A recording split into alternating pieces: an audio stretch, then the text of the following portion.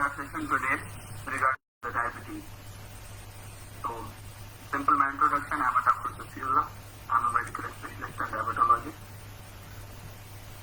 Team जो आज हमने select किया हुआ था silent killer as a diabetes.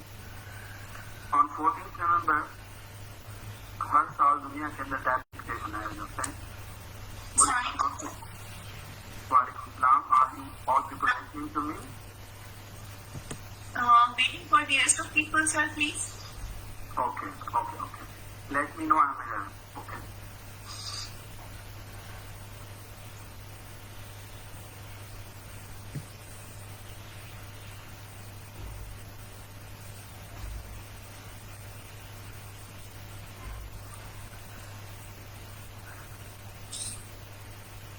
In the name of Allah, who is the most patient and the most merciful. Assalamu alaikum and a very good evening to all of you. I am Nagina Tawla, an investor of Medsol from Kairos University, Islamabad.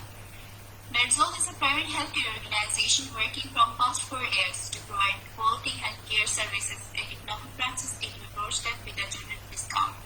Medsol organized multiple health awareness events ताकि लोगों को different multiple issues से aware कराया जा सके. मेडजोल के awareness event की history से जिससे बहुत सारे लोगों ने फायदा उठाया है और बहुत सारे लोगों से फायदा उठा रही हैं. मेडजोल आज डायबिटीज डे पर डायबिटीज अवेयरनेस इवेंट को इंट्रोड्यूस करा रहा है. I warmly welcome to Madam Hadia. She is the most senior member of Medsol. She is a psychologist and motivational speaker as well. Ma'am Hadia, she is the most senior member of the Medsol. She will explain all about Medsol. Up to you, Ma'am Hadia. Thank you so much, Nagina, for introducing me this much beautifully. I warmly welcome you all on the platform. सबने अपना time निकाला और हम join किया. Medsol is a private healthcare organization जो 2018 से काम कर रही है. Basically, the model है as Nagina explained earlier कि हम लोग किस चीज़ पे काम कर रहे हैं कि क्वालिटी हेल्थ केयर सर्विसेज को लोगों में प्रमोट कर सके. पाकिस्तान का एक बहुत बड़ा अलमिया है कि हम लोग क्वालिटी की तरफ इतना नहीं जाते हैं एज कम्पेयर टू क्वांटिटी. हम उस सर्विस के जितना ज़्यादा से ले जाते हैं, चाहे आप खाना पीना देख लें, कुछ भी देख लें, हम उस सर्विस के लिए ज़्यादा चाहेंगे तो सस्ते में हमें मिल रही है एज कम्पेयर टू वो चीज़ के जो क्वालिटी में एटलीस्ट मिले. क्योंकि चाहे सस्ते में मिले चाहे महंगे में मिले, एटलीस्ट क्वालिटी में मिले. सो मेडसोल का जो बेसिकली जो रोल है वो यही है कि हम हेल्थ केयर सर्विसेज को, क्वालिटी हेल्थ केयर सर्विसेज को इकोनॉमिक रेट्स में लोगों में उनके घरों तक पहुंचाएं.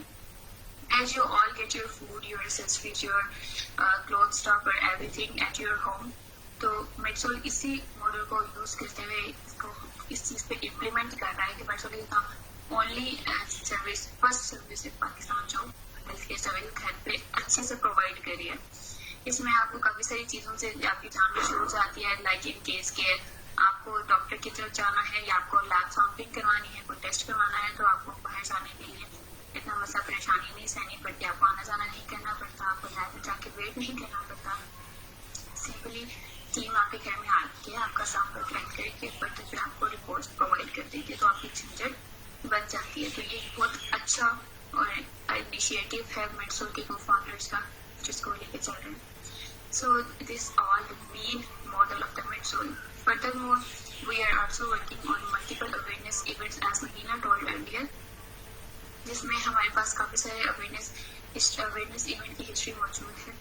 काफ़ी सक्सेसफुल इवेंट्स हमारे रहे हैं, इसलिए हम लोग इसी हिस्ट्री को मेंटेन करते हुए आगे भी इंशाल्लाह मज़ीद अवेयरनेस इवेंट्स को इंट्रोड्यूस करवाएंगे ताकि हम ज़्यादा से ज़्यादा लोगों में अवेयरनेस को इंट्रोड्यूस करवा सकें और multiple health issues. Now, thank you so much, Nikina, for introducing me. I give towards you. Thank you so much, ma'am. Thank you so much, ma'am Hadia. We have our guest speaker of the day, Dr. Safiullah. He is the medical specialist. We warmly welcome to Dr. Safiullah on our platform. Thank you, sir. Now, thank you, sir, for joining us. The event is up to you, Dr. Safiullah. Okay, thank you very much, Rina. I will start now. As early सबने mention कर दी बाकी चीजें, so I will talk on the diabetes, awareness of diabetes. All over the world, as I earlier told you, कि on 14th November world diabetic day मनाया जाता है। Basically आज के इस अवेयरनेस सेशन का मकसद भी एक कॉमन अवेयरनेस देनी है, जो कि एक आम बंदे को समझ आ सके कि डायबिटीज है क्या and how it effects your life. It's really a silent killer. और ये आपको सुन के हैरानी होगी कि Pakistan is the 4th or 5th number in the world in diabetes. तो ये बहुत ही ज्यादा तादाद है, बहुत बड़ी तादाद है कंपेयर टू द पॉपुलेशन। इस वक्त पाकिस्तान के अंदर according to the latest study was done in 2018 and 19 कि पाकिस्तान के अंदर हर तीसरा या चौथा शख्स डायबिटिक है या डायबिटीज डेवलप कर रहा है। That's a warning sign. अब मैं उस चीज की स्टैटिकल चीजों की तरफ जाने से पहले I will like to tell you कि डायबिटीज को बेसिकली समझने के लिए कि डायबिटीज है क्या। It's very simple thing. हमारे जिस्म में अल्लाह ने जो भी निजाम रखा है, जो भी खाने का निजाम हो, जो भी चीज हो, बॉडी के अंदर हर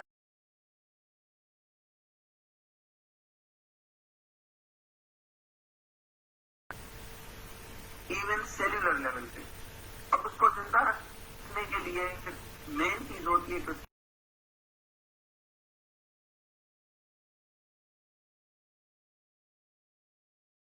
ग्लूकोज। यूरियली ग्लूकोज के फॉर्म में यूज होती है। तो जो भी आप खाते हैं, हम खाते हैं, वो सारी चीजें ग्लूकोज में कन्वर्ट होके वो जरिए हर ऑर्गन तक पहुंचती हैं। एंड यू कैन अंडरस्टैंड कि ब्लड पूरी बॉडी के अंदर from head to toe to the all organs और to the all cells of the body पहुंचती है। Without blood nothing can survive. Know what happens कि जब आपकी बॉडी के अंदर ग्लूकोज को यूज करना होता है उस सेल्यूलर लेवल पे, तो बॉडी नीड्स इंसुलिन। एक हार्मोन होता है, उस इंसुलिन की रिक्वायरमेंट होती है। That insulin is needed to use that glucose for your body, for your organ, for your cells. Now what happens in diabetes के इंसुलिन जो पेनक्रियास, जिसको हम लवलफा कहते हैं, उससे सीक्रेट होती है। तो वो भी अल्लाह का एक बेहतरीन निजाम है कि एक इम्पल्सिव वे में समझ लें कि जिस वक्त हम खाना खाते हैं तो एक क्वांटिटी में सर्ज करके निकलती है और कुछ क्वांटिटी में स्लोली सर्जित हो रही होती है। तो व्हाट हैपेंस के डायबिटिक पेशेंट कौन होते हैं जिनके अंदर वो इंसुलिन प्रोड्यूस नहीं हो रही होती, या तो बिल्कुल प्रोड्यूस नहीं हो रही, या प्रोड्यूस हो रही होती है तो कम क्वांटिटी में प्रोड्यूस हो रही होती है, या कम क्वांटिटी के साथ वो इंसुलिन प्रोड्यूस होने के साथ साथ अपना काम उन सेल्स पे, डिफरेंट ऑर्गन्स पे नहीं कर पाती, जो कि उसका प्राइमरी फंक्शन है कि ग्लूकोज को बॉडी के उन सेल्स के अंदर यूज कर लेंगे। लिहाजा इस वजह से हम डायबिटीज को दो हिस्सों में तकसीम करते हैं। एक को टाइप 1 कहते हैं, टाइप 2 कहते हैं। टाइप 1 का मकसद ये होता है कि वो डायबिटीज है जिसके अंदर इंसुलिन बिल्कुल भी एब्सोल्युटली सिंथेसाइज या फॉर्म नहीं हो रही होती, बॉडी के अंदर बिल्कुल डिफिकल्टी होती है। और यूजुअली वो बच्चों में और शुरू में ही अगली एज के अंदर वो जाहिर होना शुरू हो जाती है। दूसरी डायबिटीज टाइप 2 जिसे कहते हैं, यूजुअली जो पाकिस्तान में बाकी जगहों पर भी बहुत ज्यादा कॉमन है, उसके अंदर एक certain amount of insulin release होता है जो कि अपनी रिक्वायर्ड अमाउंट से कम होता है। दूसरी चीज हम उसको एक टर्म यूज करते हैं कि it's a resistance, peripheral resistance of insulin.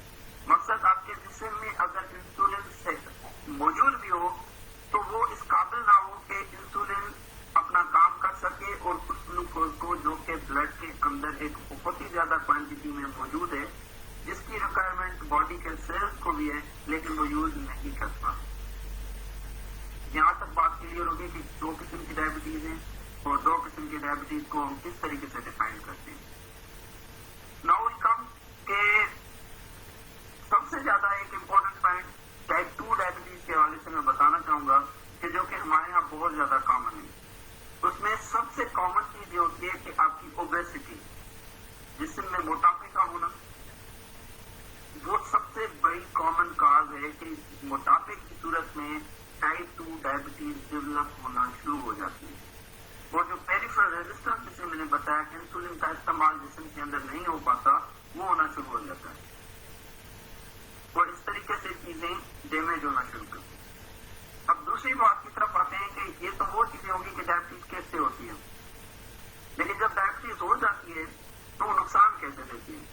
आप अंदाजा लगाएं कि खून के अंदर, ब्लड के अंदर अगर मुसलसल कंटिन्यूसली अगर ब्लड शुगर की लेवल बढ़ती रहे और वो यूज भी ना हो सके, तो आप इस चीज को सोच सकते हैं कि ब्लड बॉडी के हर आर्गन तक पहुंच रही है और वो ज्यादा ग्लूकोज ब्लड के अंदर रहने से हर आर्गन डैमेज होना शुरू हो जाता है, फ्रॉम हेड टू टो। तो ड्राइनेस शुरू हो जाएगी, आइस डिस्ट्रॉय होना शुरू हो जाएगी, उसकी बॉडी के अंदर किडनी डिस्ट्रॉय होना शुरू हो जाएगी, ब्लड वेसल डिस्ट्रॉय होना शुरू हो जाएगी, हार्ट डिजीज डेवलप होना शुरू हो जाएगी, हाइपरटेंशन डेवलप होना शुरू हो जाएगा। You can imagine every organ will be affected. ये होगी उसकी डायबिटीज की कॉम्प्लिकेशंस को हम समझने की कोशिश कर रहे हैं। अब आते हैं हम इस तरफ के, हम इस डायबिटीज में अपने आप को कैसे असेस कर सकते हैं। कॉमनली बैठा एक बंदा विदाउट एनी इन्वेस्टिगेशन, उसको इस चीज का अंदाजा किस तरीके से होते है, आइदर आई एम डायबिटिक और I am eight the risk of diabetes. इसके लिए भी एक पाकिस्तान के अंदर एक रिसर्च की गई जिसमें just we made a few questionnaire, mean 4 to 5 questionnaire, आपको एक अंदाजे के तौर पर हम बताएंगे कि you can assess yourself, either you are at the risk of developing diabetes और यू हैव डेवलप्ड डायबिटीज। तो आप सारे लोग इधर, मैं अभी आपको मैं बताऊंगा, आप अपने आपको इधर सोचें और थोड़ी देर के लिए इमेजिन करें। हमने 4 to 5 स्कोर है इसका, हर एक पॉइंट का समझने के 1 or 2 स्कोर है। आई am telling you, number first is कि एज, किसी की एज 40 से अबो है तो यू कैन कंसिडर स्कोर 1, 50 से अबो है there will be score 2. After that, अगर किसी भी बंदे या बंदी का पेरेंट्स में से, मदर या फादर में से कोई भी डायबिटिक है, consider score 1 again. The fourth point is that जो एक ओबेसिटी कह लें या उससे रिलेटेड चीजें होती हैं जिसको यूएन इंटरनेशनली भी रिकॉग्नाइज किया गया, that's a waist circumference. Waist circumference according to the international guidelines, और जो साउथ एशियन है हम लोग, वेस्ट सर्कमफ्रेंस अगर किसी मेल का 90 सेंटीमीटर और 35.5 इंचेस से ज्यादा है या फीमेल का 80 सेंटीमीटर और 31.5 से ज्यादा है, you can consider it as a, उसमें भी आप 1 स्कोर एड कर देंगे। अगर कोई भी शख्स जिसका स्कोर 3 to 4 आता है, वो ये सोच ले कि आइदर ही और शी इज डायबिटिक और going to develop diabetes. It's a simple calculation what you can do on daily basis के आप कितने रिस्क पे हैं। दूसरी चीज, हमें ये समझना चाहिए कि डायबिटीज इतनी क्यों बढ़ रही है। इसकी मेन रीजन, जो सबसे ज्यादा इंपॉर्टेंट रीजन है, definitely a life style and diet. That's a major factor involving in development of diabetes. And also हम इसको फिर बाद में आते हैं कि हम ट्रीटमेंट के दौरान भी इन चीजों को कितना कंसीडर कर रहे होते हैं। तो इन डायबिटीज सबसे पहली बात यह है कि prevent your self from obesity, क्योंकि ओबेसिटी जब डेवलप होती है, ओबेसिटी का सबसे पहला काम ही आपकी सिस्टम के अंदर इंसुलिन रेजिस्टेंस डेवलप होना शुरू हो जाता है, तो उसमें से बंदा आहिस्ता आहिस्ता डायबिटिक बनना शुरू हो जाता है। दूसरी चीज होती है, एक टर्म यूज किया जाता है जो कि यूजली प्री डायबिटीज, एक टर्म यूज होता है जिसके अंदर ड्यू टू सर्टेन इन्वेस्टिगेशन हम करवाते हैं, ब्लड के अंदर क्वांटिटी को मेजर किया जाता है और पेशेंट की उस क्वांटिटी के मुताबिक हम इस चीज को देखते हैं कि पेशेंट कंप्लीटली लेबल्ड डायबिटिक इस वक्त नहीं है, लेकिन ये प्री डायबिटिक स्टेट में आ चुका है। Means it is neither a normal person और नाइदर द डायबिटिक, और वो definitely he or she will develop diabetes in a few months, you can say, in a few years also. So diabetes basically, वो disease है, you can say it's the mother of all diseases. Definitely it's a silent killer. जिन लोगों को diabetes develop हो जाती है उनके problem ये है कि वो उनको एक चीज समझ ये नहीं आ रही होती कि डायबिटीज एक दिन किसी की ब्लड शुगर लेवल नॉर्मल हो गई तो दे कंसिडर के पहली दफा कराया था एक हफ्ता पहले तो ठीक थी। एक चीज सबसे ज्यादा जो यहाँ पे इग्नोर होती है डायबिटिक पेशेंट्स के अंदर कि they need to continuously make sure कि उनकी ब्लड ग्लूकोज लेवल नॉर्मल ही रहे। जब continuously blood glucose level body के अंदर हाई रहेगा it will definitely damage. And unfortunately what we have seen, हमने बहुत लोग देखे हैं कि आई विश कि मैं यहाँ पे आपको कुछ चीजें दिखा सकता कि आप अंदाजा लगाएं कि ब्लाइंडनेस कितनी वर्ष थी। लोगों की नजर खत्म हो जाती है, उनके गुर्दे खत्म हो जाते हैं, उनके पांव कट जाते हैं, उनकी टांगें कट जाती हैं क्योंकि वो डेड बन चुकी होती हैं। सेंसिटिविटी ऑफ द बॉडी खत्म हो जाती है। These are all the complications of diabetes. और उसमें अर्ली डिटेक्शन, इस वजह से इस पूरी अवेयरनेस का, पूरी दुनिया के अंदर अवेयरनेस का सबसे बड़ा मकसद ये है कि better to prevent. Yes, it can be prevented.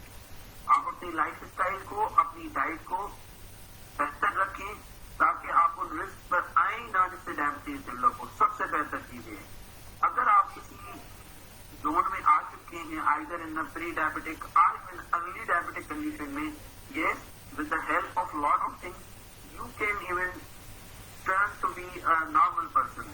It is in case of type 2 diabetes, not in case of type 1 diabetes, क्योंकि टाइप 1 ऑटोइम्यून टाइप चीज होती है और उसके अंदर डिस्ट्रक्शन हो चुकी होती है पेनक्रियाज की और उसमें इंसुलिन का बनना नामुमकिन होता है।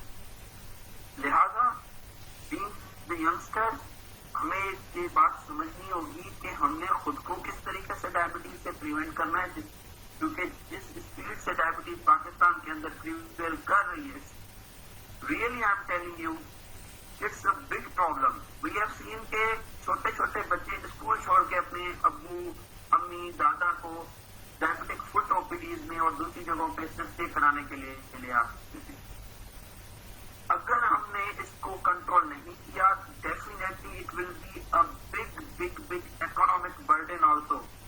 एवरीबडी कैन नॉट अफोर्ड कि जो मेडिसिन आ रही होती हैं, जो इसके लिए यूज हो रही होती हैं, नाइदर गवर्नमेंट कैन अफोर्ड के सब बंदों को इसकी फ्री मेडिसिन प्रोवाइड की जा सके। तो हमने हर एंगल पे सोचना है और हमने कॉम्प्लिकेशन से डेफिनेटली पहले तो डेवलप होने नहीं देनी है। उन स्ट्रक्चर्स को हमने एड्रेस करना है, समझना है और अपने आप को, अपनी फैमिली को, दोस्तों को, सबको इन चीजों से बचाना है। Because it's really a silent killer. You want come to know mainly patients जो भी हमारे पास आते हैं, जब उनके हम साइन एंड सिम्टम्स में आपको जो कॉमन साइन एंड सिम्टम्स अभी बताऊंगा कि इसमें प्यास ज्यादा लगना शुरू हो जाती है, इसके अंदर बंदे को बार बार पेशाब आना शुरू होता है, प्यास ज्यादा लगना शुरू हो जाएगी, फटीगेबिलिटी हो जाएगी, बॉडी में ज्यादा एक्स होंगे, लेथार्जी फील करेंगे और उसमें एनर्जी नहीं होगी, कोई काम करने की एनर्जी नहीं होगी अर्ली स्टेज के अंदर। तो इन चीजों में जब भी पेशेंट को जाता है, हम यूजुअली स्क्रीनिंग पैटर्न भी पाकिस्तान के अंदर एवरी समझो कि 1 to 3 होम करके भी किया जाता है, जिससे हमें पता लगा कि 1 to मतलब statically every 3rd or 4th person is diabetic. तो जब हम उनकी इन्वेस्टिगेशन कराते हैं तो they come to become a diabetic और एक एक्सीडेंटल फाइंडिंग होती है। लिहाजा हमें ये बातें इस वक्त समझनी होगी क्योंकि according to me what I have seen in every state of health, diet is a big issue for us. Diet हमारा सबसे बहुत बड़ा प्रॉब्लम है। हम रिफाइंड शुगर बहुत ज्यादा यूज कर रहे होते हैं क्योंकि जब भी आप अपनी बॉडी को शुगर कंटेंट देंगे उसने इंसुलिन रिलीज करनी है और वो एक पेनक्रियाज पे और उस पर स्ट्रेस बढ़ता है। कंटिन्यूसली वो चीजें बढ़ती रहेंगी, बॉडी में आपके फैट डिपॉजिट होना शुरू हो जाएंगे, ओबेसिटी डेवलप होना शुरू हो जाएगी और definitely he will develop diabetes. तो हमने तमाम चीजों को देखते हुए ये सोचना है कि डायबिटीज को एक तो फर्स्ट प्रिवेंट कैसे करें। प्रिवेंशन के लिए take all measures. The best thing is continue exercise, उसके अलावा अपनी डाइट को बेहतर रखें। दूसरी बात मैं आपको समझाना चाहूंगा कि अल्लाह का एक बेहतरीन निजाम है। हम एक्सरसाइज के ऊपर इतना क्यों मुतवज्जो होते हैं।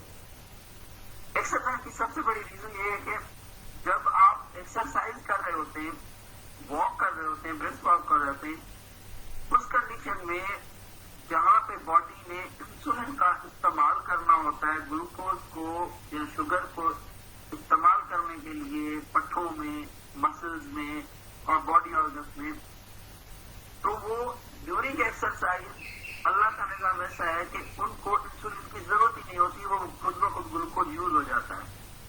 नाउ यू कैन अंडरस्टैंड कि बाय डूइंग एक्सरसाइज आपके ब्लड के अंदर जो ग्लूकोज की क्वांटिटी है वो भी कम होना शुरू हो जाएगी और आपकी इंसुलिन भी यूज नहीं होगी। So you can understand it's like bike, it's not exactly, but you can say that exercise is working like a insulin. तो एक्सरसाइज करने से एक तो आपकी जो ओबेसिटी है, पहले से रेजिस्टेंस है, वो भी डिक्रीज होना शुरू हो जाएगी और साथ ही उसके आपके जिस्म के अंदर जो एक्स्ट्रा ग्लूकोज आपकी ब्लड में है वो भी यूज होना शुरू हो जाता है। इसलिए हम डायबिटिक पेशेंट्स को भी जब कहते हैं तो वो इस तरीके से उनकी डायबिटीज कंट्रोल होना शुरू हो जाता है और ब्लड ग्लूकोज लेवल नॉर्मल होना शुरू हो जाता है। लिहाजा अब प्रिवेंशन होगी, उसके अलावा हम नेक्स्ट लेवल पे आएंगे कि जी डायबिटीज का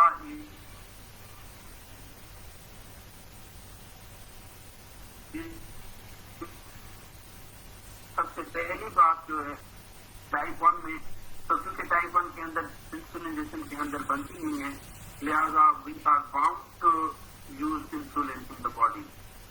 जो इंसुलिन जिस्म के अंदर पेंक्रियास डेवलप नहीं कर पा रहा था, अब वो इंसुलिन हम एक्सटर्नली बॉडी को यूज दे रहे हैं। जब हम खाना खाते हैं इंसुलिन लगा देते हैं, बॉडी स्टार्ट वर्किंग नॉर्मली। लिहाजा टाइप 1 डायबिटीज के अंदर बच्चों को जब बोलना शुरू हो जाती है तो शरीर में इंसुलिन देना लाजमी होती है। दूसरी बात टाइप 2 की तरफ आते हैं। आई ऑलरेडी टोल्ड यू कि टाइप 2 में रेजिस्टेंस भी होती है और क्वांटिटी भी कम होती है, दोनों चीजें होती है। अब इन दोनों कंडीशन में टाइप 2 के अंदर we give different types of communicating. कभी कभार हम आपको जो पेशेंट्स आ रहे हैं उनको टेबलेट्स फॉर्म में देते हैं, different types of tablets available in the market.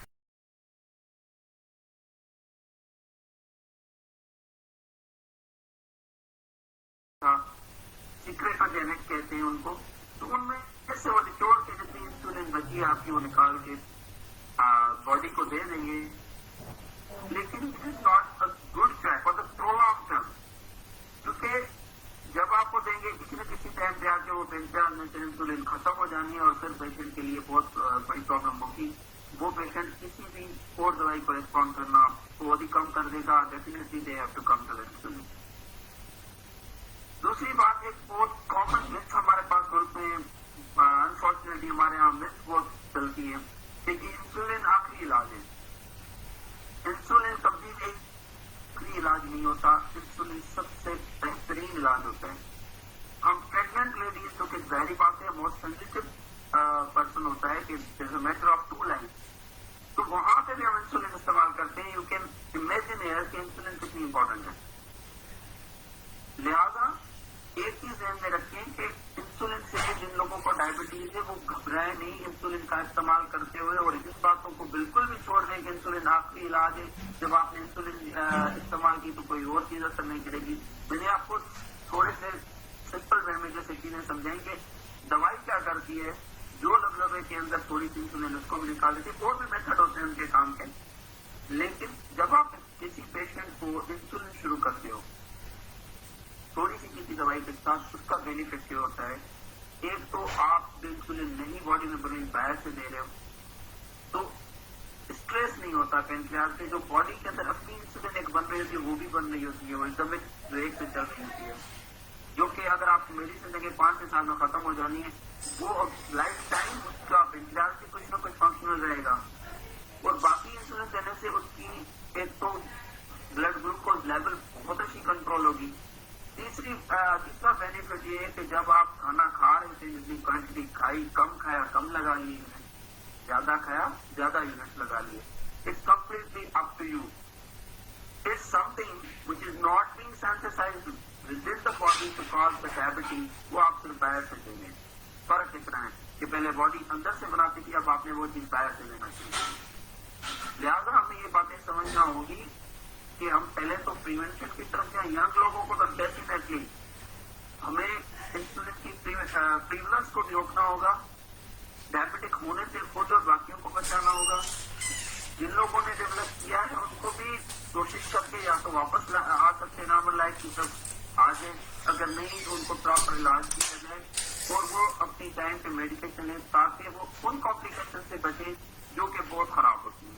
Complication में just we use to do one thing in the international जो कॉन्फ्रेंस होती है उसके अंदर भी just you people can do one thing for a few seconds. Can all of you please close your eyes, close your eyes, just close your eyes and imagine the world in front of you.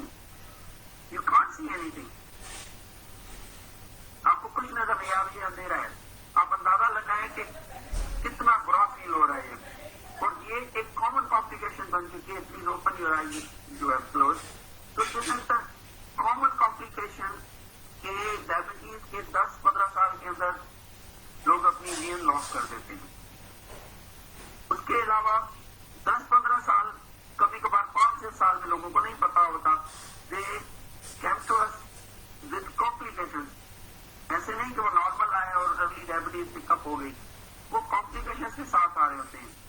उनकी body की sensitivity खत्म हो चुकी होती है, पाँव में जख्म बन चुके होते हैं, उनको कटवाना लाजमी हो जाता है, आंखों की बीनाई खत्म हो चुकी होती है, गुर्दे काम करना खत्म कर देते हैं। उसके साथ साथ समझे कि उसकी फालिज होने के खर्चे बढ़ जाते हैं, कार्डिक कॉम्प्लिकेशन, दिल की बीमारियां, हाइपरटेंशन सारी यहाँ से डेवलप होना शुरू हो जाती है। तो लिहाजा इन सारी चीजों को समझते हुए हम एक प्लान वैसे ही जनरली बना रहे होते हैं कि हमने अपनी एक तो बॉडी के वेट को कंट्रोल करना होता है, अपनी डाइट को कंट्रोल करना होता है, डेली लाइफ में गॉड से एक्सरसाइज को कॉमन बनाए। हमारी सेडेंटरी लाइफ स्टाइल, हम तो गाड़ी से पाँव नीचे रखते हैं, कोशिश ये होती है कि शायद हम अगली शॉप तक गाड़ी के अंदर ले जाएं। तो इंटरनेशनली भी है, यहाँ पे भी रिकमेंडेशन की जाती है ट्राई के जो अवॉइड के आपको जहाँ काम है गाड़ी थोड़ी सी दूर खड़ी करें ताकि पार्किंग एरिया से थोड़ी सी वॉक करना शुरू करें। और डेली बेसिस आप अपनी कम से कम एटलीस्ट ये इमेजिन करें कि आप कितना दिन में चलते हैं ताकि आपकी बॉडी के अंदर नॉर्मल फिनोमेना भी चलता रहे और आपकी इंसुलिन रेजिस्टेंस ना बढ़े। ये आज का हमारा चीज था। Anyone having a question please you can start question. तो हम उन क्वेश्चन की एक्सप्लेनेशन में फर्दर चीजें आप according to you people are will. Thank you so much, Dr. Stefila, and please no one unmute their mics. If someone have any question, please ask in the chat box.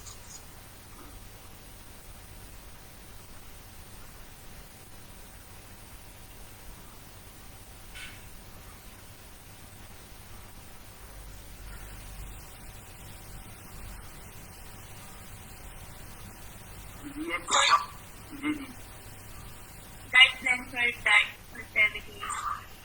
लेकिन दो चीजें हैं। First आपका question है कि for diabetes का मकसद either the patient is already diabetic और आप ये पूछना चाह रहे हैं कि डायबिटीज प्रिवेंशन के लिए चीजें क्या है। फर्स्ट मैं आपको वही बता देता हूँ कि डायबिटिक पेशेंट के लिए डाइट प्लान में यूजली हमने कुछ चार्ट बनाए होते हैं। I will definitely share later on with you people. Prevention, अच्छा you want know about the patient. देखिए प्रिवेंशन में मैं एक चीज आपको बता दूं, बहुत इंपॉर्टेंट पॉइंट है। Even those people who want to lose the weight या जो डायबिटीज से खुद को प्रिवेंट करना चाहते हैं, आप अपनी डेली लाइफ के अंदर शुगर कंटेंट को फॉर गॉड से खत्म कर दें। Sugar content I mean to say refined sugar content. आप चाय पी रहे हैं उसमें 2-3 चम्मच ऑन द डेली बेसिस, एक में अगर आप कप में डालेंगे और 3-4 मरतबा दिन में पी रहे हैं। आप जूसेस ले रहे हैं, कोल्ड ड्रिंक्स देख लें, जूसेस कितने पी रहे हैं, आप उसके अंदर क्वांटिटी को देखें तो कितनी शुगर की, रिफाइंड शुगर की क्वांटिटी होती है। Try to avoid sugar content, sweet content अपनी लाइफ में अवॉइड करें। ये से नहीं कि आप बिल्कुल नहीं खा सकते, you can take it, definitely you can take, लेकिन ऑन डेली बेसिस पे ये नहीं होना चाहिए कि आप दिन में 8 से 9 चम्मच चीनी शुगर आपने समझे कि चाय में भी, कॉफी में भी यूज कर रहे हैं, साथ में आप कोल्ड ड्रिंक्स और जूसेस भी यूज करें। डेफिनेटली उनके इवन फ्रेश जूस के अंदर भी there is a certain amount of sugar.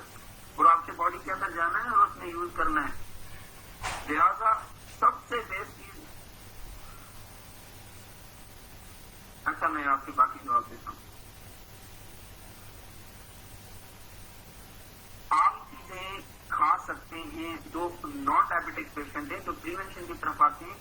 कोई खाने में चीजें ऐसी मना नहीं होती। फर्स्ट थिंग इज दैट कि आपको शुगर कंटेंट को अवॉइड करना है किसी भी तरीके से। आप एक मंथ करके देखें। आई हैव सीन, मेरे फ्रेंड्स हैं, मेरे फ्रेंड डॉक्टर हैं जिनका वेट इंक्रीज हुआ है। आप please just stop counting. Sugar content की हर चीज आप बंद कर लें, 1 मंथ के लिए कर लें, देन सी द रिजल्ट। आप कोल्ड ड्रिंक्स पिए तो पाकिस्तान में, आई एम सॉरी टू से, लेकिन आप देखेंगे कि पाकिस्तान के अंदर तो कोल्ड ड्रिंक्स की जो वैसे ही एक कंजप्शन है या उनकी समझे कि कंटेंट है अंदर, वो बाइकार्बोनेट का ही बहुत ज्यादा होता है, वो वैसे ही नुकसानदेह है। आप जो कुछ है गंदम की रोटी डेफिनेटली खानी चाहिए। आप नेचुरल ग़िज़ाएं खाएं, आप रोटी खाएं, गंदम की रोटी बिल्कुल आप खा सकते हैं। आप वेजिटेबल्स यूज करें, अकॉर्डिंगली आप मीट भी यूज करें, आप वाटर कंटेंट यूज करें, आप बिल्कुल कर सकते हैं, सारी चीजें यूज कर सकते हैं। शुगर का कंटेंट जो है ना कम से कम इस्तेमाल करें। तो मैंने लोगों को देखा है ग्रीन टी पी रहे होते हैं, ग्रीन टी पी रहे होते हैं for the reduction of the weight, और उसी रिडक्शन ऑफ वेट के अंदर उन लोगों ने उस ग्रीन टी के अंदर 2 चम्मच चीनी मिलाई होती है। तो tell me again you are समझे कि डेफिनेटली इंक्रीजिंग शुगर क्वांटिटी। आप अपनी नॉर्मल लाइफ में शुगर कंटेंट को कम करना शुरू करें। डेली बेसिस पे कोल्ड ड्रिंक्स और इस टाइप की चीजों को बंद करें। Definitely you will come to know कि आपकी वेट कंट्रोल भी होगा। बाकी डाइट में कोई मना नहीं होता कि आपने कभी कभार कोई चीज खा ली, कोई इशू नहीं। फास्ट फूड यूजुअली आप समझे कि कभी कभार खा सकते हैं, उसमें ज़ाहिरी बातें चीजें बाकी चीजें होती हैं, यू कैन यूज। ऐसे नहीं है कि आप बिल्कुल नहीं ले सकते हैं, और if you are healthy already. लेकिन एक एडिक्शन और आदत नहीं बना लेनी है कि आपने 1 लीटर कोल्ड ड्रिंक भी पी लिया है और आप 2 कप चाय भी पी रहे हैं तो उसमें 6 चम्मच चीनी भी डाल दी। तो this is definitely a danger and it will lead to all these type of stressful condition.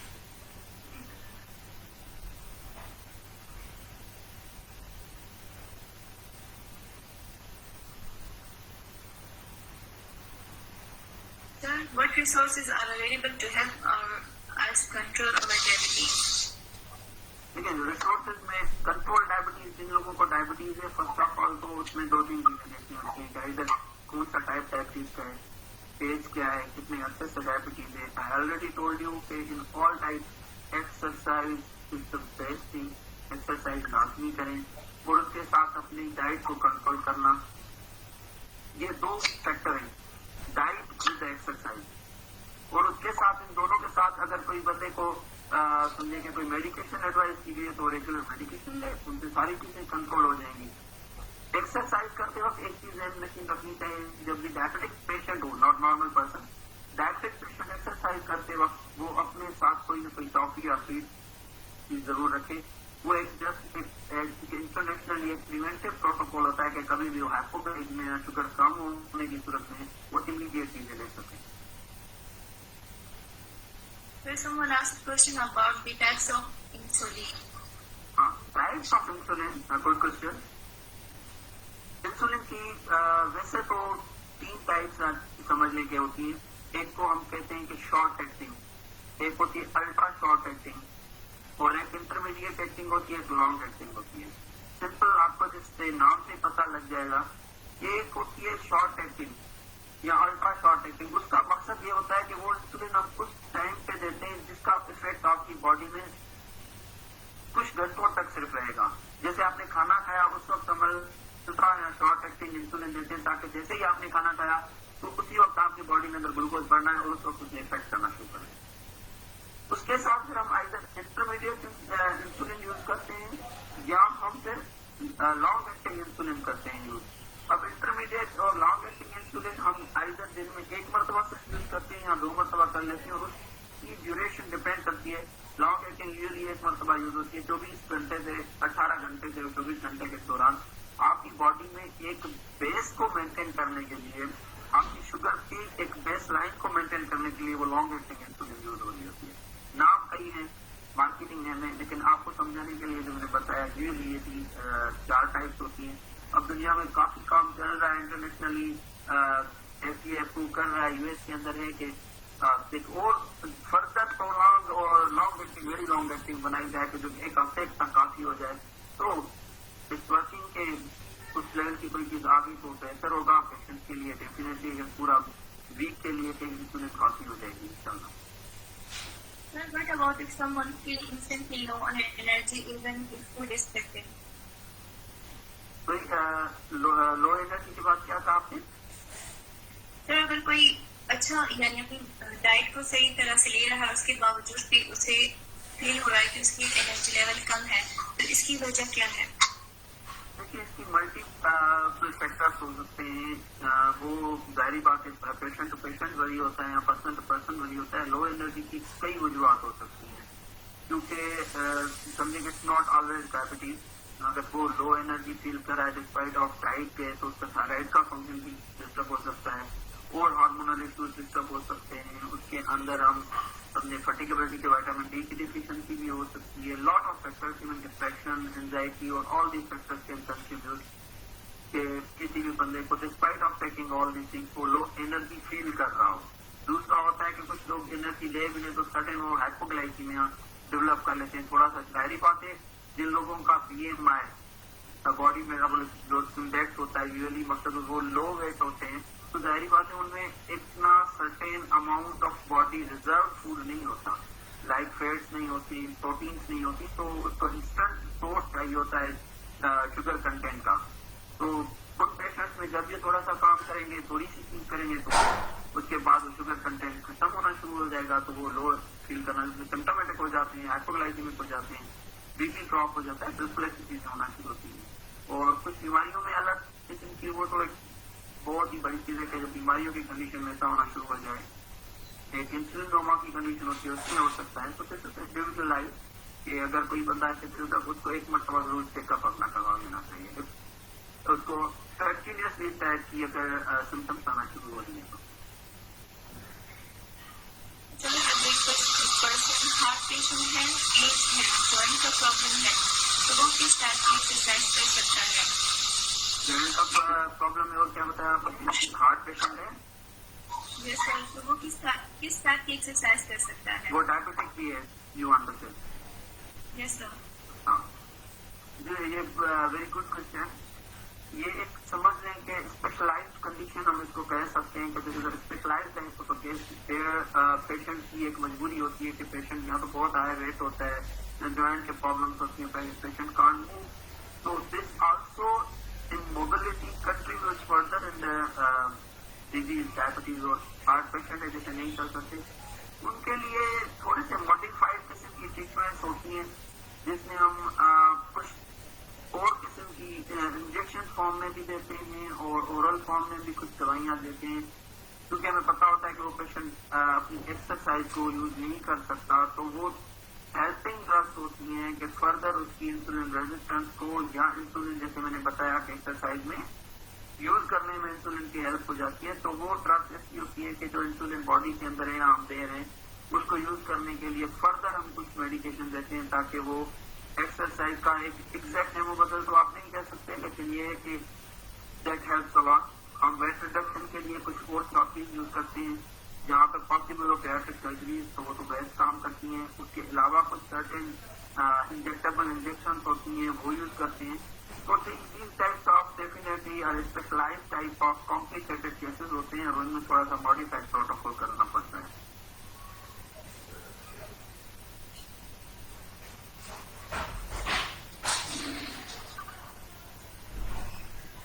How much is blood sugar decreased for every unit of Novolog insulin? देखिए, इंसुलिन की जो भी टाइप्स होती है ना, यूजुअली नोवोलॉग या इस type की इंसुलिन में यूजुअली एक कॉमन कॉन्सेप्ट होता है, जिसमें जनरलाइज्ड एक बनाया जाता है कि समझ लें कि 1 यूनिट 50 mg तक उसे यूज करता है। एक कॉमन एक इंटरनेशनली एक चीज कंसिडर की जाती है, but it's not true in all cases. Definitely एक पेशेंट है जिसकी थोड़ी सी इंसुलिन लेवल समझे कि शुगर लेवल बढ़ी हुई है, जिसमें हम 3 महीने का टेस्ट HbA1c जैसे कराते हैं। एक बंदे का HbA1c 7 है, एक बंदे का HbA1c 12 है, और उसकी बॉडी की रिक्वायरमेंट ज्यादा है, उसकी बॉडी का वेट ज्यादा है और उसके अंदर इंसुलिन पहले से बहुत कम बन रही है, जिनके अंदर बहुत कम बन रही है, उसके अंदर आपको यूनिट बहुत ज्यादा यूज करने पड़ेंगे। उसमें तो हो सकता है वो 20 to 30 तक से प्रोड्यूस करता हो पर यूनिट, वो 10 भी कर सकता है। तो जिस बंदे के अंदर बॉडी में इंसुलिन पहले से बहुत अच्छी बन रही है, उसमें जस्ट वो डायबिटिक हुआ है और उसके अंदर बाकी चीजें बेहतर हैं, तो उसमें हो सकता है मोर देन 50 भी कंट्रोल कर ले single unit. So this is somewhat I would like to tell you from the help of your question कि देखिए एक चीज आपको समझ नहीं होगी, ये भी हमारे यहाँ बहुत बड़ी लिस्ट होती है कि कोई भी चीज डायबिटीज के अंदर इंडिविजुअलाइज ट्रीटमेंट होती है. याद रखें, जैसे इंडिविजुअलाइज ट्रीटमेंट पर्सनलाइज ट्रीटमेंट बन जाती है. हर डॉक्टर आपके एक मरीज को ले जाए, हो सकता है वो डिफरेंट रिजीम्स दे दें और वो तीनों रिजीम उस पर काम कर सकती है. बट सर्टेन टाइम में हमने एक चीज को ऑब्जर्व करना होता है कि what is best for this patient. आपने अपनी डिजीज को भी समझना होता है और डॉक्टर अपनी हर एक की इंडिविजुअलाइज ट्रीटमेंट रिजीम हो सकती है. हम डिफरेंट वे में रिजीम को चेंज कर सकते हैं अकॉर्डिंग टू द डेफिनेटली देखते हुए कि पेशेंट कितना समझे कि इसमें ईजी होगा. क्योंकि काफी सारा हमारे मुल्क में ये भी होता है कि लोग कहते हैं कि हम 3 मरतबा इंसुलिन नहीं लगाना चाहते, हमें सिर्फ 2 मरतबा दें. तो अब जब 2 मरतबा देंगे तो हमें टाइप ऑफ इंसुलिन चेंज करना है, इसलिए हमें उसकी क्वांटिटी को चेंज करना होता है. लाइफ स्टाइल और बाकी चीजों को देखते हुए पेशेंट को सारी चीजें करनी होती है.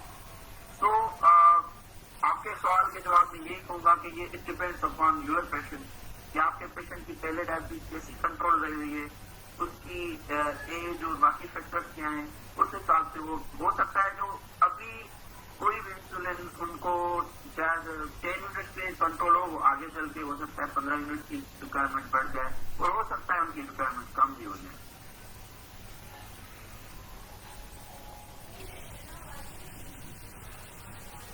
सर, आपने जो डायबिटीज की जो भी चीजें बताई है, जो फैक्टर्स बताए, क्या ये जेनेटिक भी होते हैं? Yes, definitely genetic reasons होती है. टाइप 1 तो mostly you can say genetical. Type 1 में तो होता तो टाइप 2 में भी जेनेटिकल इन्वॉल्वमेंट होती है, लेकिन टाइप 1 में एक समझे कि सेल्फ डिस्ट्रक्शन हो जाती है. बॉडी के ऑटो इम्यून सिस्टम होता है, ऑटो इम्यून होती है डायबिटीज. ऑटो इम्यून सिस्टम होता है अपने बॉडी के सेल्स, पेनक्रियाज के बीटा सेल्स जिसको हम कहते हैं, पेनक्रियाज के उन सेल्स को डिस्ट्रॉय कर देती है जिन्होंने पहले इंसुलिन बना दिए. तो definitely genetic having a role और जेनेटिक इन्वॉल्व, हम तो जेनेटिक टेस्ट भी करा लेते हैं कुछ पेशेंट का. तो डेफिनेटली जेनेटिक इन्वॉल्वमेंट होती है, जेनेटिक प्लेज रोल. बट एक चीज आपको और भी समझनी चाहिए, व्हाट इज जेनेटिक. आप जेनेटिक्स को अगर थोड़ा सा अगर देखिए कि जेनेटिक क्या चीज बनाती है. अगर आप फॉर एग्जाम्पल, हो सकता है कुछ लोगों में पहले डायबिटीज ना हो, फादर मदर भी डायबिटिक ना हो, आप लोग अपनी इस वक्त हम लोग अपने आप को देखना शुरू करें, the type of food we are eating it will definitely effect in making of our genes. हम क्या खा रहे हैं, हमारा लाइफ स्टाइल क्या है, ये हमारी जेनेटिक्स अभी डेवलप कर रहा है. And you will transfer this genetics to your offspring. आपने ये भी चीज सोचनी है, जेनेटिक्स का मकसद ये नहीं है कि जो पहले से हो गया तो हो गया.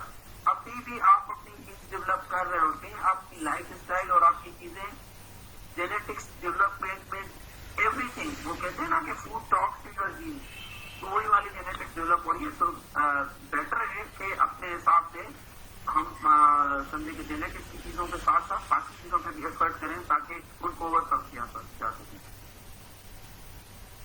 अगर एक टाइम का खाना ना खाने से भी बीपी लो हो जाए तो क्या ये डायबिटीज के सिम्टम्स में आता है? नहीं, खाना ना खाने से बीपी लो होना नॉट लाइक डायबिटीज. लेकिन खाना खाने से बीपी लो होने में usually lot of factors involve होते हैं. मैंने आपको बताया कि आपका बॉडी वेट कितना है, आप अंडरवेट तो नहीं है, पहला कुछ. और खाना ना खाने की रीजन मुझे नहीं समझ आती कि क्या इवन डाइटिंग कर रहे होंगे. आपको देखिए बैलेंस डाइट रखनी है अपने. एक तो ये कि जो बैलेंस डाइट का मकसद ये होता है आप बेहतर है नाश्ता थोड़ा सा बेहतर कर लें. जो एक आप दिन के टाइम पे लंच है वो थोड़ा सा लाइट, आप सैलेड्स ले सकते हैं, स्नैक्स इन बिटवीन ले सकते हैं, उनको यूज करें. नाइट में आप चीजें ले लें, वो चीजें ज्यादा जो शुगर कंटेंट वाली है उनको अवॉइड करें. बाकी रफा जो आप बता रहे हैं कि खाना खाने से छोड़ देने से कम हो जाता है, ये डिपेंड करता है मल्टीपल फैक्टर्स पे. जरूरी नहीं है कि इसका ताल्लुक डायबिटीज के साथ हो, आपके वेट के साथ हो सकता है, आपकी बॉडी में रिजर्व फैट और प्रोटीन के साथ हो सकता है, आपकी टोटल इंटेक के साथ हो सकता है, थायराइड के साथ हो सकता है. तो lot of factors contributing. Next question is, my father is diabetic. तो उनकी सीट पे जख्म हो जाते हैं, तो उनके प्रिवेंशन जख्म जो है डायबिटिक के पीठ पे जख्म हो जाते हैं और दिस इज डेफिनेटली हम एक तो जख्म होते हैं पीठ पे।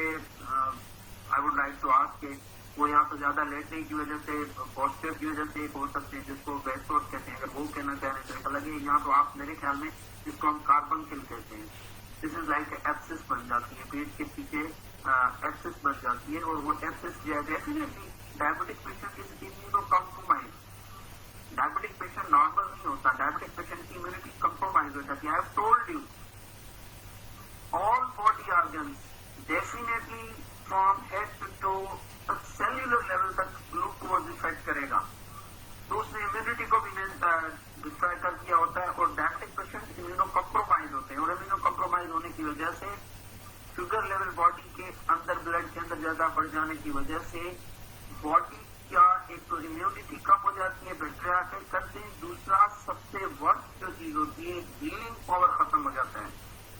आपकी बॉडी में अल्लाह ना करे किसी को कट लग जाए तो वहां से ब्लड रश करके जाता है, आपकी इम्यून सेल्स आ जाती हैं, आपकी सर्वाइवल के लिए लॉट ऑफ आपके डिफेंडर्स पहुंच जाते हैं वहां।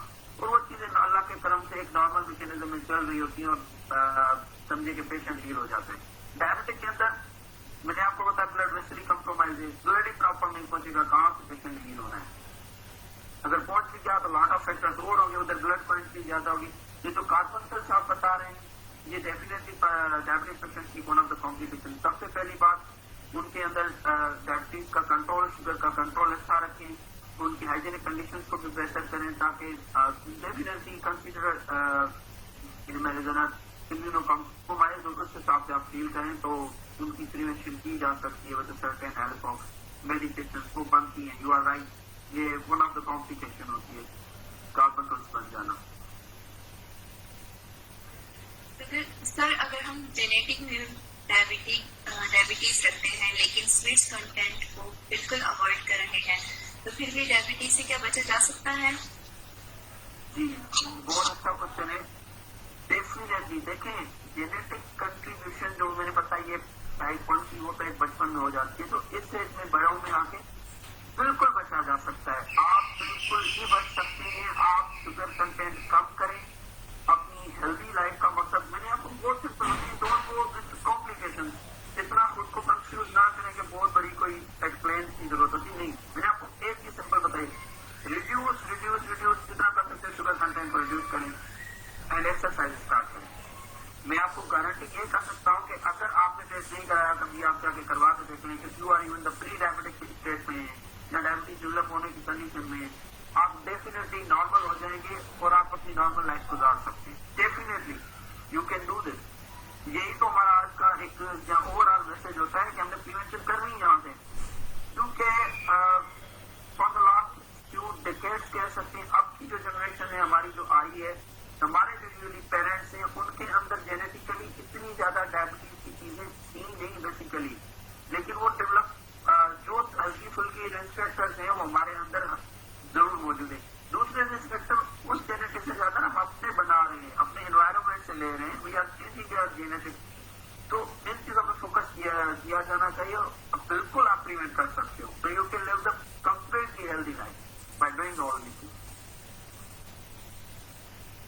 इंसुलिन लगवाने के फौरन बाद खाना खा लेना चाहिए या कुछ देर वेट करना चाहिए? जी अगेन अ गुड क्वेश्चन।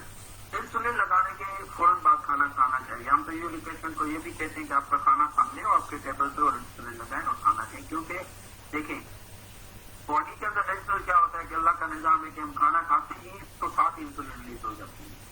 जब आपने इधर से इंसुलिन एक्सटर्नल लेनी है तो इंसुलिन जैसे ही लेंगे बॉडी में तो उस इंसुलिन में जो ग्लूकोज बॉडी में अंदर है उसको इमीडिएटली यूज कर लेना है सेल्स के अंदर, तो आपके पास फिर ब्लड ग्लूकोज तो बचेगा नहीं। तो अगर आप खाना नहीं खाएंगे तो हाइपोग्लाइसीमिया होने के चांसेस होते हैं, शुगर कम होने के चांसेस होते हैं। और दूसरी बात मैं इधर ये भी बताना चाहूंगा आपके क्वेश्चन के तवज्जुह से, हाइपोग्लाइसीमिया जिसमें शुगर का कम होना है, this is one of the most dangerous irreversible damage to the brain.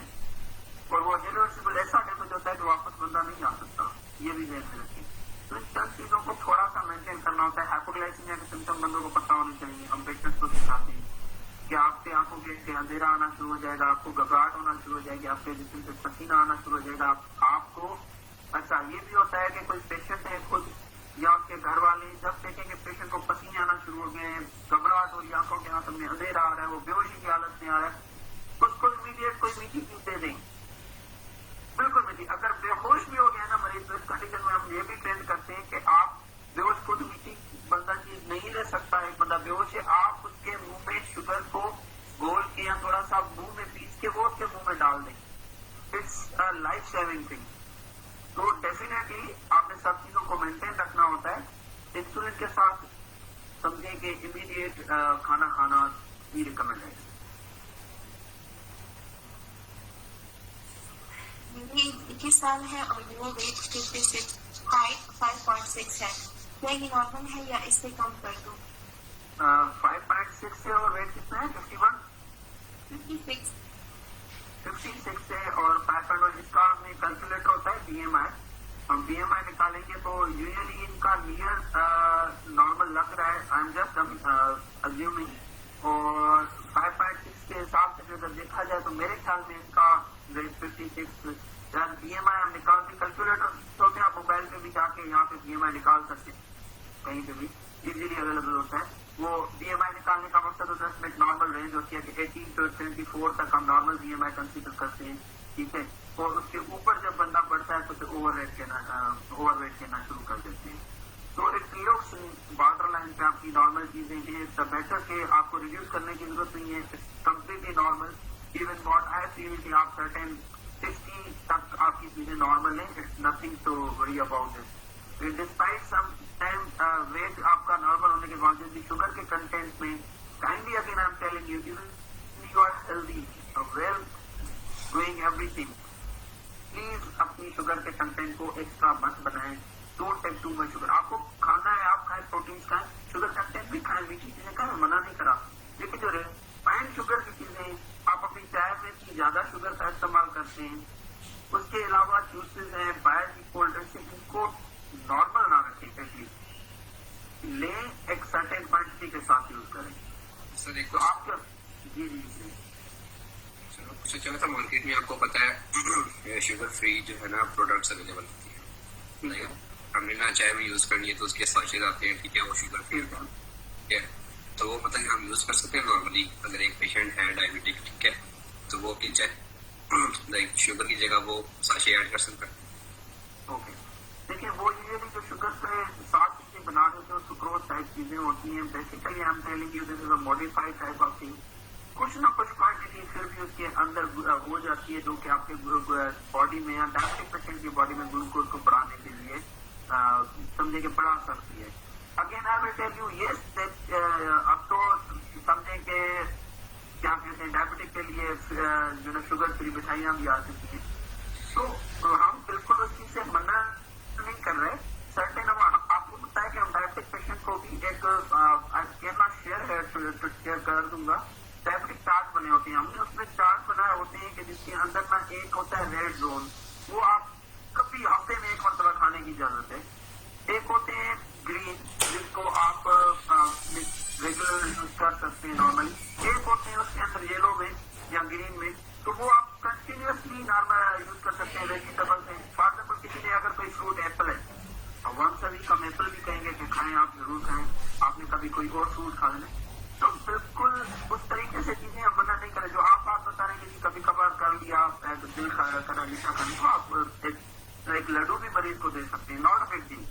But तो कभी कभार हफ्ते में या एक certain amount according to the मतलब पेशेंट की तबियत वजह से जो आप बता रहे हैं कैंडल्स आती है, बाकी चीजें, ये relative to the refined sugar it's much better, much better, definitely it is design for that.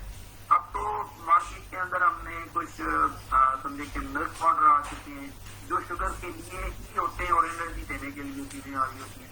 तो ये रिलेटिव टू बाकी चीजें नॉर्मल बनने के लिए तो बहुत अच्छा है कि डायबिटिक के लिए फिर भी इनमें चीजें केयर करनी चाहिए, यूज कर लें, लेकिन नॉट नॉर्मली के डेली बेसिस पे वो अपनी मतलब कि एक एक्स्ट्रा क्वांटिटी यूज ना करें तो बेटर। मैंने नॉर्मली देखा है डायबिटिक पेशेंट होते हैं ना, वो ना खाने से पहले लाइक ग्लूकोज या इस टाइप की जो टैबलेट्स होती जी है जी जी जी नॉर्मली यूज कर सकते हैं। ग्लूकोवेंस का क्या कहते हैं, खाने से पहले यूज कर सकते हैं? खाने से पहले ना मेरे फादर हैं सब उनके डायबिटीज ज्यादा है, लाइक 100-150 ठीक है, तो वो ना पहले डेली यूज करते हैं 3 टाइम। ठीक है, आपका क्वेश्चन क्या था? हाँ मतलब वो यूज कर सकते हैं, लाइक अभी उनकी इतनी ज्यादा नहीं, लाइक 150। जी जी बिल्कुल बिल्कुल आप सही कहें। वो एक समझ लें कि अर्ली स्टेज है। द वे दे आप बता रहे हैं मेडिसिन, डेफिनेटली वो मेडिसिन जो है आपने क्वेश्चन किया है कि ये वाली दवाइयां हैं, बाकी लोग सुनना चाहते हैं कि वो दवाइयां कुछ यूज करते हैं, शुगर पहले से बहुत अच्छी कंट्रोल्ड है और एक समझिए अर्ली स्टेज ऑफ डायबिटीज है या बेहतर कंट्रोल वाले पेशेंट के लिए ये चीजें हैं। ये इस किस्म के जी उन्होंने मेंटेन किया है लाइक हाँ 150। फिर सपोर्टिंग ये पर्सनल पेशेंट की एफर्ट होती है और मैंने ऐसे पेशेंट देखे हैं they reverse back to the normal life. Even मैं आई एम ऑलवेज यूजुअल कि मैं तो पेशेंट्स को जितनी कम मेडिकेशन यूज कराने पे आमादा करता हूँ, मगर मुझे उसमें उसकी और बाकी की हेल्प चाहिए थी। The way you are telling me definitely वो यूज कर सकते हैं। इस कंडीशन में उनको जाहिर बात है हमने स्ट्रिक्ट कंट्रोल, स्ट्रिक्ट मकसद उस लेवल तक की चीजों का नहीं करना है कि भाई आप ये भी ना खाएं वो भी ना खाएं। सर्टेन चीजें अगर कंट्रोल है 150 तक रैंडम शुगर आ रही है, मेडिसिन से चीजें कंट्रोल है, यस वी कैन टेक। मगर वो सारी बात है कुछ अर्से के बाद वो चीजें आप चेक भी कराते रहेंगे, अगर थोड़ी सी गुजरने में आ जाए तो फिर उसकी डाइट को थोड़ा ज्यादा चेक करना पड़ेगा। मीटर था वैसे हमारा डेली चेक ही करना है। डेली चेक करने में भी मैं आपको आपके क्वेश्चन के तौर से एक चीज बताना चाहूँगा। देखिए एक और चीज भी ध्यान में रखें, डायबिटीज के पेशेंट को यूजली शुगर चेक करने का भी एक तरीका होता है। आप डेली पेशेंट को ना भी करें, आप शुगर चेक करने का तरीका खाने से पहले, मतलब पेशेंट का सामने खाना है अभी आप शुगर चेक कर लें और खाना खाने के एग्जैक्ट 2 घंटे बाद किया जाए। ये शुगर चेक करने का एग्जैक्ट तरीका होता है, आपको एग्जैक्ट चीजों का पता लगता है।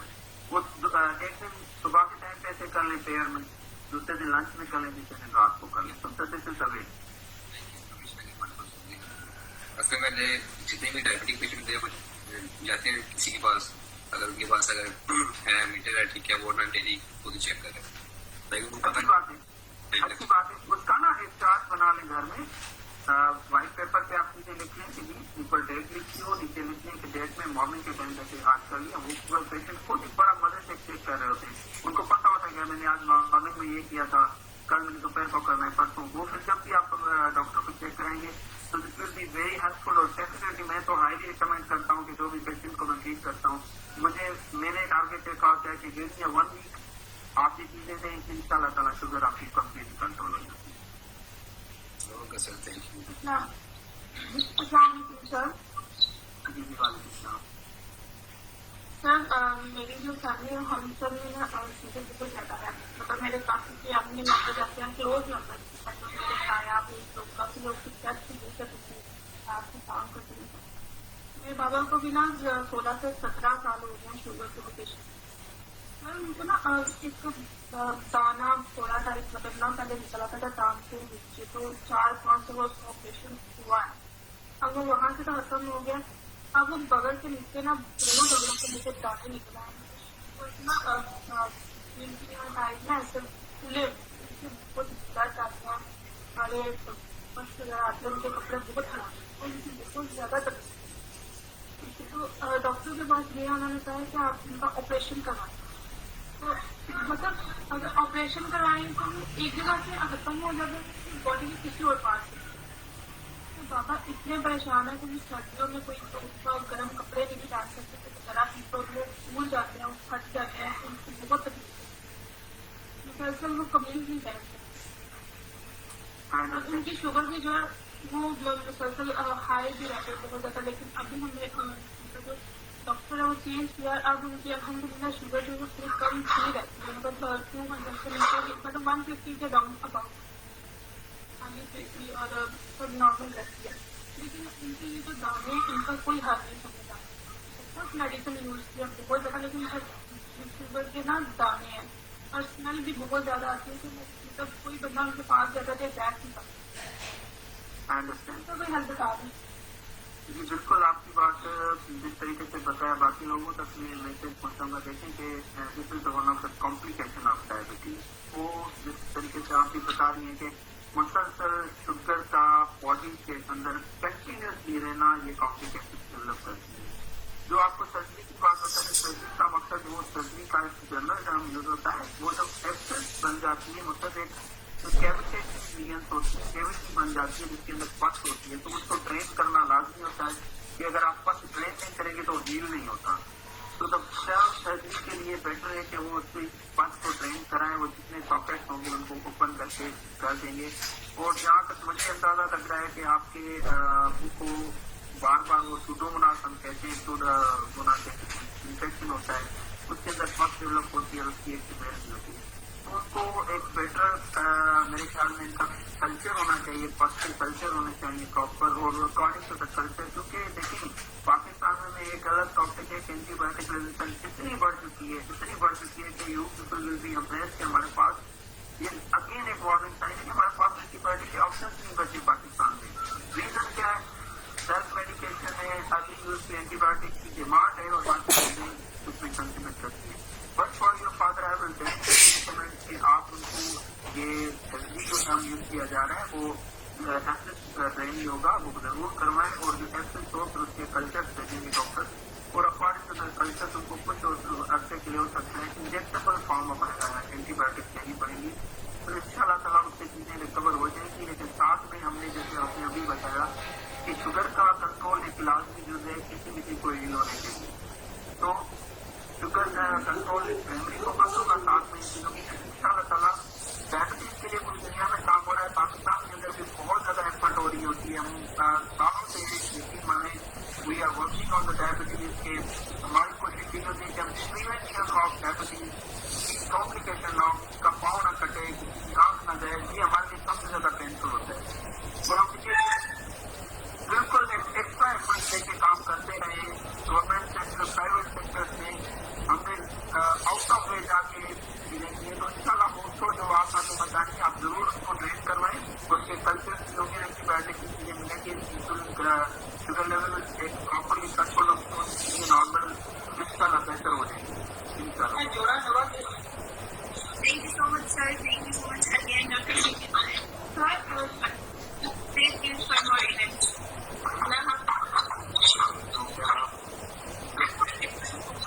सर क्या जिसको क्वेश्चन था एक में चलो क्वेश्चन चाह रही थी। सॉरी जी, अस्सलाम वालेकुम। जी डॉक्टर कैसे हैं? हसन बात कर रहा हूँ। सर मेरी आपसे मुलाकात थी, मैं आपके पास आ रहा था जो मैंने थैंक यू करने के लिए किसी के लिए भी अनुरोध किया। मैं थैंक यू आपके टाइम का, और बाकी बहुत ही इंफॉर्मेटिव सेशन था। दूसरी चीज़ सर मैंने ये शेयर करी थी कि स्पेसिफिकली डायबिटीज केस के हवाले से शुगर से रिलेटेड एक्सपीरियंस PSR BSF उसके ऊपर हम अप टू 50% तक डिस्काउंट ऑफर कर रहे हैं दूसरी। तो आप लोग भी इसकी बेनिफिट ले सकते हैं, आपके जानने वाले और हमारे जितने लिसनर्स हैं यहाँ पर वो सारे इस चीज़ को शेयर कर सकते हैं। उसके बाद स्पेसिफिक पोस्ट भी बनाकर हम अभी पेज पे शेयर कर देंगे। हमने ऑलरेडी बता दिया था डिजाइनर को, तो वो सर आ जाएगा इंशाल्लाह। और कुछ डेफिनेटली हर एक बंदे को अपनी शुगर लेवल चेक कराएं, और जिन लोगों को डाउट होता है वो भी अपनी, क्योंकि इन दिनों में तो सारी बातें इसलिए काफ़ी जगहों पे हो रही होती हैं और मतलब इससे हेल्थी थी बाकी बात रही। तो जिन लोगों को डाउट है शुगर लेवल कराने काफ़ी बेस्ट होता है, करा लें। जिन लोगों को बहुत ज़्यादा डाउट है उनकी करा लें, और any time I am available anybody. आप लोग मेरी नंबर एक दिया हुआ है, आप उससे एक्सप्लोर सकते हैं और मैसेज के फॉर्म में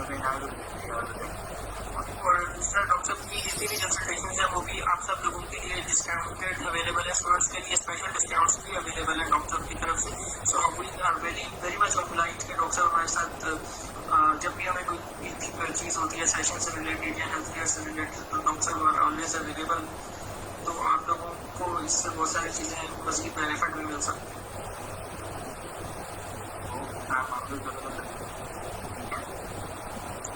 thank you very much sir.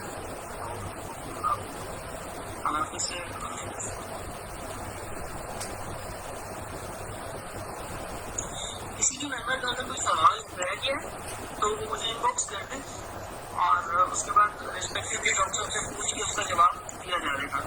मजीद अगर कोई हमारे पास अगर नए मेंबर्स हैं जिनको मिक्सर के बारे में कोई क्यूरी या कोई क्वेश्चन है तो वो भी डिस्कस किया जा सकता है। बाकी आप लोग की जो सर्टिफिकेट्स हैं वो विदिन 2 वर्किंग डेज आपको ग्रुप में अवेलेबल हो जाएगी।